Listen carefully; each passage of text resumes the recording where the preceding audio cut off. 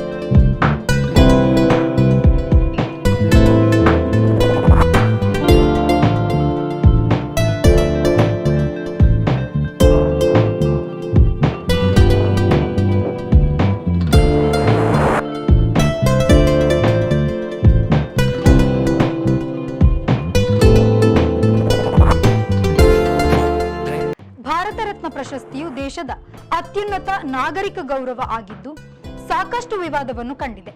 ಅರ್ಹ ಕರ್ಪೂರಿ ಠಾಕೂರ್ ಅವರಿಗೆ ತಡವಾಗಿ ಸಿಗುವುದು ಸಹ ವಿವಾದವೇ. ಲೋಕಸಭೆ ಚುನಾವಣೆಯ ಕಾಲದಲ್ಲಿ ಬಿಹಾರದ ಲಾಲು ನಿತೀಶ್ ಅವರುಗಳ ಹಿಂದುಳಿದ ಮತ್ತು ಜಾತಿ ಗಣತಿ ಬಾಣಕ್ಕೆ ಪ್ರಧಾನಿ ಮೋದಿಯವರ ಬಣ ಹೂಡಿರುವ ಪ್ರತ್ಯಸ್ತ್ರ ಸಹ ಆಗಿದೆ. ಈ ಭಾರತ ರತ್ನ ಎಂಬುದು ವಿಷಾದನೀಯ. ಬಿಹಾರದ ಹಿಂದುಳಿದ ವರ್ಗಗಳ ಚಾಂಪಿಯನ್ ಕರ್ಪೂರಿ ಠಾಕೂರ್ ಸ್ವತಂತ್ರ ಭಾರತದಲ್ಲಿ ಮೊದಲ ಬಾರಿಗೆ ಹಿಂದುಳಿದ ವರ್ಗಗಳಿಗೆ ಸರ್ಕಾರಿ ನೌಕರಿ ಮೀಸಲಾತಿ ತಂದವರೂ ಸಹ ಆಗಿದ್ದಾರೆ. 1977ರಲ್ಲಿ ಅವರು ಹಿಂದುಳಿದವರಿಗೆ ಸರ್ಕಾರಿ ಉದ್ಯೋಗದ ಮೀಸಲಾತಿ ಮುಂಗೇರಿ ಲಾಲ್ ವರದಿ ಜಾರಿ ಮಾಡಿದ್ದರು. ಪ್ರಧಾನಿ ಮೋದಿಯವರು ಈ ಪ್ರಶಸ್ತಿಯನ್ನು ಹಿಂದುಳಿದ ವರ್ಗಗಳ ಹೋರಾಟಗಾರನಿಗೆ ಸಂದ ಅರ್ಹ ಪ್ರಶಸ್ತಿ ಎಂದಿದ್ದಾರೆ. ಬಿಹಾರದಲ್ಲಿ ಬಿಜೆಪಿ ಬಹುಮತ ಪಡೆದುದಿಲ್ಲ, ಆದರೆ ಅಲ್ಲಿಯ ಪ್ರಬಲ ಪಕ್ಷಗಳಲ್ಲಿ ಬಿಜೆಪಿಯೂ ಒಂದು. ರಾಜಕೀಯ ಆಚೀಚೆ ನೆಗೆತದ ನಿತೀಶ್ ಕುಮಾರ್ ಅವರನ್ನು ಹಿಡಿದು ಬಿಜೆಪಿ ಬಿಹಾರದಲ್ಲಿ ರಾಜಕೀಯ ಅಧಿಕಾರ ಅನುಭವಿಸಿದೆ. ನಿತೀಶ್ ಕುಮಾರ್ ಅವರ ಜೆಡಿಯು ಕೂಡ ಬಿಹಾರದಲ್ಲಿ ಬಹುಮತ ಪಡೆದುದಿಲ್ಲ. ಆಚೀಚೆ ಹಾರುತ್ತಾ ಅವರು 2 ದಶಕಗಳಿಂದ ಮುಖ್ಯಮಂತ್ರಿ ಸ್ಥಾನದಲ್ಲಿ ಇದ್ದಾರೆ. ಈಗ ಬಿಹಾರದಲ್ಲಿ ಇಂಡಿಯಾ ಮೈತ್ರಿಕೂಟ ಎಂದರೆ ಮುಖ್ಯವಾಗಿ ಲಾಲು ಪ್ರಸಾದ್ ಯಾದವ್ರ RJD ಮತ್ತು ನಿತೀಶ್ ಕುಮಾರ್ರ JDU, ಅನಂತರವೇ ಕಾಂಗ್ರೆಸ್ ಇತ್ಯಾದಿ. ಲೋಕಸಭೆ ಚುನಾವಣೆ ಕಾಲದಲ್ಲಿ ಅದಕ್ಕೆ ಬಿಜೆಪಿ ಹೂಡಿರುವ ಪ್ರತ್ಯಸ್ತ್ರ ಭಾರತ ರತ್ನ. ಕರ್ಪೂರಿ ಠಾಕೂರ್ ಅರ್ಹರಾದುದರಿಂದ ಇಂಡಿಯಾ ಮೈತ್ರಿಕೂಟವಾಗಲಿ ಹಿಂದುಳಿದವರಾಗಲಿ ಅದನ್ನು ವಿರೋಧಿಸುವ ಪ್ರಶ್ನೆಯೇ ಇಲ್ಲ. ಅಷ್ಟರ ಮಟ್ಟಿಗೆ ಇದು ಬಿಜೆಪಿಗೆ ಸಾನುಕೂಲ. ಆಗ ಒಡಿಶಾ ವಿಭಾಗದಲ್ಲಿ ಇದ್ದ ಬಿಹಾರದ ಪಿತಾಂಜಿಯಾ ಎಂಬುವುದು ಕರ್ಪೂರಿ ಠಾಕೂರ್ ಅವರ ಹುಟ್ಟೂರು. 1980ರಲ್ಲಿ ಆ ಊರಿನ ಹೆಸರನ್ನು ಕರ್ಪೂರಿ ಎಂದು ಬದಲಿಸಲಾಗಿದೆ. ಇವರ ಹೆತ್ತವರು ಗೋಕುಲ್ ಠಾಕೂರ್ ಮತ್ತು ರಾಂದುಲಾರಿ ದೇವಿ. ಹುಟ್ಟು 1924ರ ಜನವರಿ 24. ಗಾಂಧೀಜಿಯವರ ಹೋರಾಟದ ಸ್ಫೂರ್ತಿಯಿಂದ ಸ್ವಾತಂತ್ರ್ಯ ಹೋರಾಟದಲ್ಲಿ ತರುಣನಿರುವಾಗಲೇ ಭಾಗವಹಿಸಿದರು. ಆಲ್ ಇಂಡಿಯಾ ಸ್ಟೂಡೆಂಟ್ಸ್ ಫೆಡರೇಷನ್ನಲ್ಲಿ ಇದ್ದರು. ಭಾರತ ಬಿಟ್ಟು ತೊಲಗಿ ಹೋರಾಟದ ವೇಳೆ ಬಂಧಿತರಾಗಿ 2 ವರ್ಷ 2 ತಿಂಗಳು ಜೈಲಿನಲ್ಲಿದ್ದರು. ಸ್ವತಂತ್ರ ಭಾರತದಲ್ಲಿ ಮಾಸ್ತರ್ ಕೆಲಸಕ್ಕೆ ಸೇರಿದರು. ಕಾಂಗ್ರೆಸ್ಸಿನಲ್ಲಿ ಅವರು ಸಮಾಜವಾದಿ ಬಣದಲ್ಲಿ ಇದ್ದರು. 1952ರ ಮೊದಲ ಸಾರ್ವಜನಿಕ ಚುನಾವಣೆಯಲ್ಲಿ ಇವರನ್ನು ತಾಜ್ಪುರ ಕ್ಷೇತ್ರದಲ್ಲಿ ನಿಲ್ಲಿಸಲಾಯಿತು. ಅನಂತರ ನಿರಂತರ ಗೆಲುವು. ಮಾಸ್ತರರಾಗಿದ್ದವರು ಮತ್ತು ಹಿಂದಿ ಜ್ಞಾನಿ ಆಗಿದ್ದುದರಿಂದ ಅವರಿಗೆ ಮುಂದೆ ಶಿಕ್ಷಣ ಮಂತ್ರಿ ಗೌರವ ಸಿಕ್ಕಿತು. ಉಪಮುಖ್ಯಮಂತ್ರಿಯೂ ಆದರು. ಕಾಂಗ್ರೆಸ್ಸಿನಲ್ಲಿ ಅವರದು ಸಮಾಜವಾದಿ ಬಣ. ಆ ಗುಂಪು ಕಾಂಗ್ರೆಸ್ ಒಡೆದಾಗ ಹಳೆಯ ಕಾಂಗ್ರೆಸ್ ಎನಿಸಿತು. ಅದೇ ಮುಂದೆ ಕಾಮರಾಜ ನಾಡರ್, ನಿಜಲಿಂಗಪ್ಪ, ಮೊರಾರ್ಜಿ ದೇಸಾಯಿ, ನೀಲಂ ಸಂಜೀವ ರೆಡ್ಡಿ ಮೊದಲಾದವರು ಇದ್ದ ಜನಸಂಘ ಇತ್ಯಾದಿ ಸೇರಿದ ಜನತಾ ಪಕ್ಷ ಹುಟ್ಟಲು ಕಾರಣವಾಯಿತು. ಅದು ತುರ್ತು ಪರಿಸ್ಥಿತಿಯ ಕಾಲ. ಆಗ ಕರ್ಪೂರಿ ಠಾಕೂರ್ ಕೆಲ ಕಾಲ ಬೆಂಗಳೂರಿನಲ್ಲಿ ಆಗ ಇದ್ದ ಆ ಕಡೆಯವರ ಭಾರತಿ ಹೋಟೆಲ್ನಲ್ಲಿ ಇದ್ದರು. 1977ರ ತುರ್ತು ಪರಿಸ್ಥಿತಿಯ ಬಳಿಕದ ಚುನಾವಣೆಯಲ್ಲಿ ಹಲವು ರಾಜ್ಯಗಳಂತೆ ಬಿಹಾರದಲ್ಲಿ ಕೂಡ ಜನತಾ ಪಕ್ಷ ಗೆದ್ದಿತ್ತು. ಕರ್ಪೂರಿ ಠಾಕೂರ್ ಬಿಹಾರದ ಮೊದಲ ಕಾಂಗ್ರೆಸ್ಸೇತರ ಮುಖ್ಯಮಂತ್ರಿ ಆದರು. ಆಗ ಅವರು ಹಿಂದುಳಿದ ವರ್ಗಗಳ ಚಾಂಪಿಯನ್ ಎಂದೇ ಗುರುತಿಸಲ್ಪಟ್ಟಿದ್ದರು. ಭಾರತ ರತ್ನ ಪ್ರಶಸ್ತಿಯು ಅರಳಿ ಮರದ ಎಲೆಯ ಮೇಲೆ ನೇಸರನೊಂದಿಗೆ ನಾಗರಿ ಲಿಪಿಯಲ್ಲಿ ಭಾರತ ರತ್ನ ಎಂದು ಬರೆದ ಫಲಕದ ಮೂಲಕ ಪ್ರದಾನ ಮಾಡಲಾಗುತ್ತದೆ. ಗಾಂಧೀಜಿಯವರ ಆಪ್ತ ಗಡಿನಾಡ ಗಾಂಧಿ ಎಂದು ಖ್ಯಾತರು ಖಾನ್ ಅಬ್ದುಲ್ ಗಫಾರ್ ಖಾನ್. ಅಫ್ಘಾನ್ ಪಠಾಣ್ ಖಾನ್ ಅಬ್ದುಲ್ ಗಫಾರ್ ಖಾನ್ ಮುಂದೆ ಪಾಕಿಸ್ತಾನ ಪ್ರದೇಶದಲ್ಲಿ ಇದ್ದರು. ಅವರಿಗೆ ಮತ್ತು ಗಾಂಧೀಜಿಯವರ ಹೋರಾಟದ ದಾರಿಯ ತೆಂಕಣ ಆಫ್ರಿಕಾದ ನೆಲ್ಸನ್ ಮಂಡೇಲಾ ಈ ಇಬ್ಬರು ವಿದೇಶಿಯರಿಗೂ ಭಾರತ ರತ್ನ ನೀಡಲಾಗಿದೆ. ಮದರ್ ತೆರೇಸಾ ಸಹ ಭಾರತ ರತ್ನ ಪುರಸ್ಕೃತರು. ಇವರು ಅಲ್ಬೇನಿಯಾ ಮೂಲದವರಾದರೂ ಭಾರತವೇ ಇವರ ಕಾರ್ಯಕ್ಷೇತ್ರ ಆಗಿತ್ತು. ಗಾಂಧೀಜಿ ಯಾವ ಪ್ರಶಸ್ತಿಯೂ ಬೇಡ ಎಂದವರು. ಆದ್ದರಿಂದ ಅವರಿಗೆ ಮರಣೋತ್ತರವಾಗಿ ಕೂಡ ಭಾರತ ರತ್ನ ಪ್ರಶಸ್ತಿ ಕೊಡುವ ಧೈರ್ಯವನ್ನು ಯಾರೂ ಮಾಡಿಲ್ಲ. ಬರೇ 40ರ ಪ್ರಾಯದಲ್ಲಿ ಭಾರತ ರತ್ನ ಪ್ರಶಸ್ತಿ ಪಡೆದವರು ಸಚಿನ್ ತೆಂಡೂಲ್ಕರ್. ಭಾರತ ರತ್ನ ಪಡೆದ ಅತಿ ಕಿರಿಯರು. ಟೀಕೆಗೂ ಅದು ಒಳಗಾಗಿತ್ತು.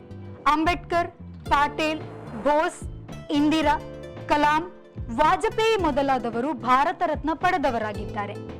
MG ರಾಮಚಂದ್ರನ್ರಿಗೆ ಈ ಪ್ರಶಸ್ತಿ ನೀಡಿದಾಗಲೂ ತುಂಬಾ ವಿವಾದ ಆಗಿತ್ತು. ಕರ್ಪೂರಿ ಠಾಕೂರ್ ಅವರನ್ನು ಜನನಾಯಕ ಎಂದು ಬಿಹಾರದಲ್ಲಿ ಗುರುತಿಸಲಾಗುತ್ತದೆ.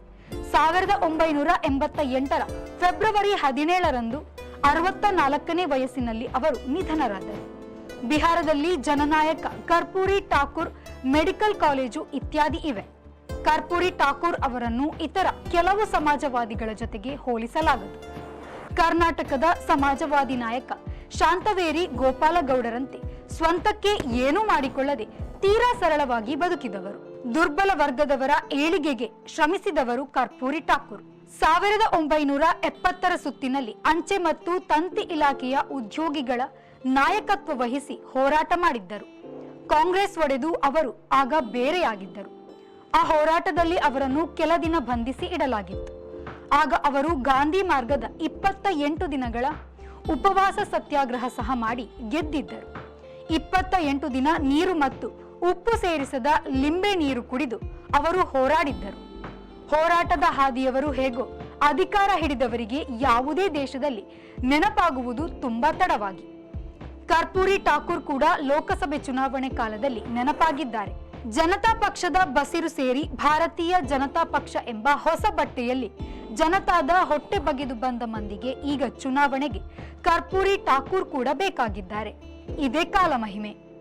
ಇದು ಈ ಹೊತ್ತಿನ ಸುದ್ದಿ. ನಿರಂತರ ಸುದ್ದಿ ಮತ್ತು ಮನೋರಂಜನೆಗಾಗಿ ವಿ4 ನ್ಯೂಸ್ನ ಫೇಸ್ಬುಕ್ ಪೇಜ್ ಫಾಲೋ ಮಾಡಿ ಹಾಗೂ ಯೂಟ್ಯೂಬ್ ಚಾನೆಲ್ ಸಬ್ಸ್ಕ್ರೈಬ್ ಮಾಡಿ.